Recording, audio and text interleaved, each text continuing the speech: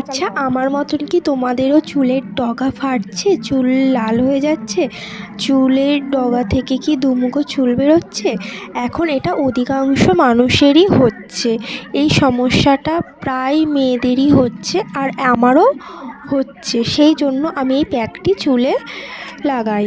এটা আমি অনেক দিন ধরে ইউজ করছি, তো আমি ভালো উপকার পেয়েছি। সেই জন্যই আমি এটা তোমাদের সঙ্গে শেয়ার করলাম। এটা তোমরাও লাগিয়ে দেখতে পারো, তোমরাও উপকার পাবে। এটা কিছুই নয়, টক দই নিতে হবে পরিমাণ মতো, যেমন যতটা চুল সেই পরিমাণ মতন টক দই নিতে হবে, 1 চামচ মধু নিতে হবে, আর নারকেল তেল নিতে হবে 1 চামচ।